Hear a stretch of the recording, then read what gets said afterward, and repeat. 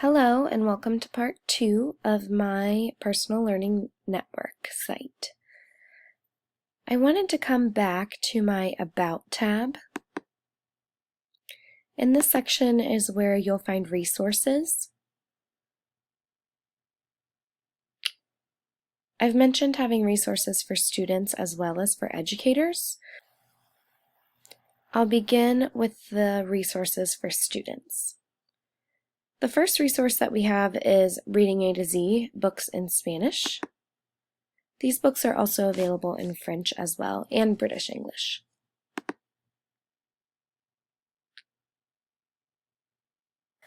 Reading A to Z is a resource with books about many different things. They have leveled books, alphabet books, serial books, high-frequency word books, math books, and letter formation sheets as well. They have them available in the languages of Spanish and French, and there is, of course, an English version, so you can always practice reading it in a Spanish or native language text and then relate that to English if you're trying to support that student's home culture.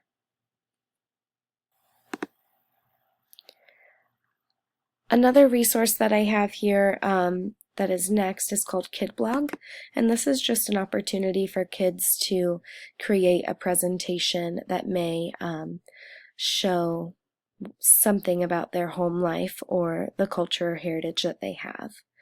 The thing I like about this is that KidBlog is completely safe and nothing can be published unless this teacher allows it to be. So it's a completely safe environment. It is not public.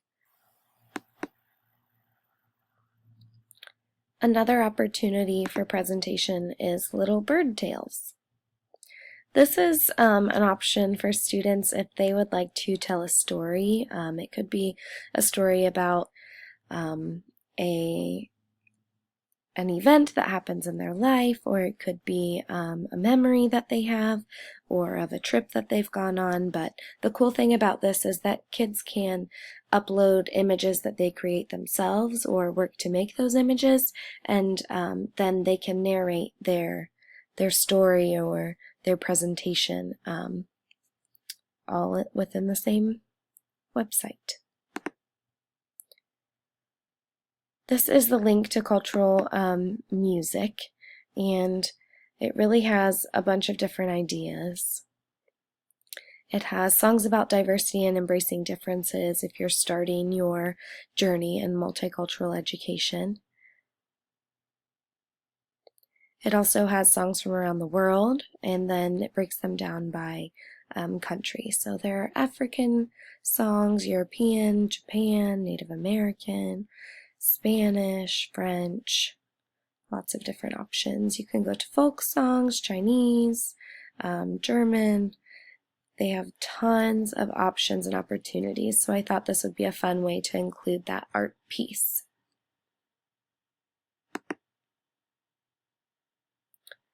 And finally, another one that I've included here is Wordle. And Wordle would be a really good tool for those higher achieving learners, I think, to describe culture, or it would be a good way for you to expand on vocabulary. You could have a vocabulary word really large in the middle and then ways that it relates to your students or the classroom around it in smaller text. But the cool thing about it is you can tweak your clouds and they can be any kind of font or layout or color scheme, and it can really represent exactly the culture or the idea that you're wanting.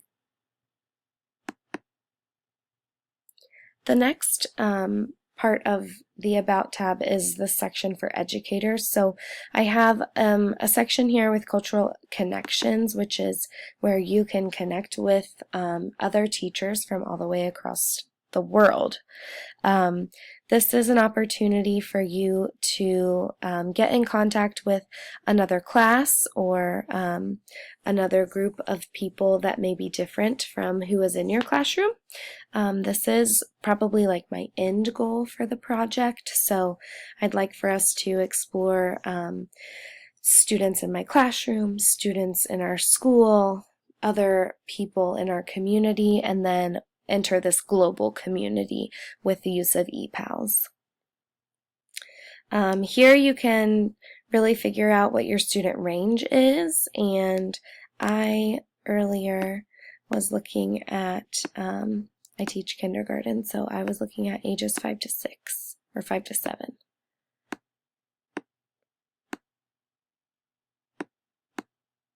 Sorry, it's kind of tricky.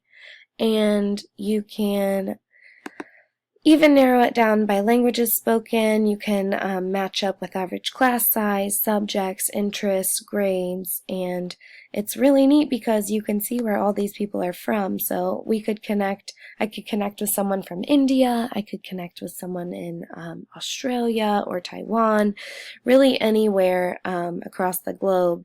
So this is a really neat resource that I didn't really know was out there, but I thought that was a good way to make some global connections if you didn't have an option already. I also included some multicultural games and activities. This is something I thought could be incorporated into a class meeting or a morning meeting, or maybe open up your social studies block each day.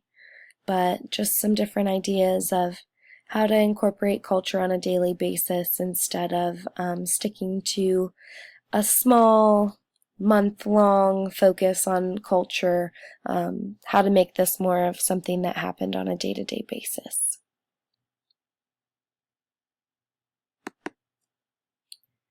Next, I have some lesson plans from Scholastic.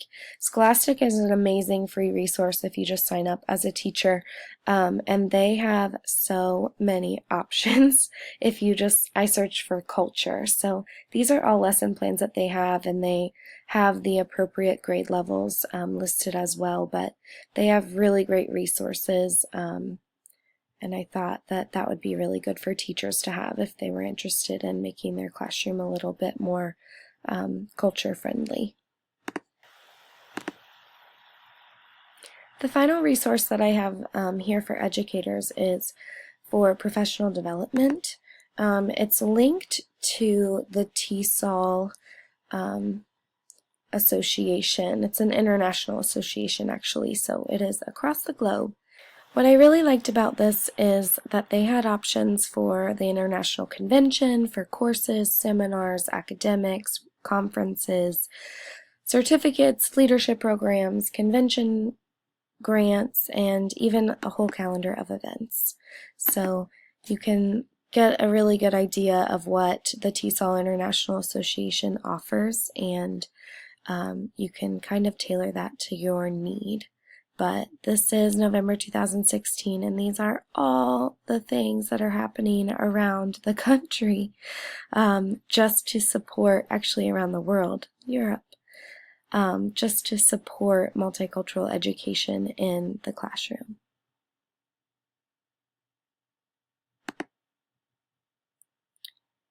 Shortly, my video presentations will be available, and following that, my reflection will be available here in the reflection tab. Finally, I believe that is it. Looking forward to some peer feedback and making changes to make this a better presentation. Thank you very much for listening.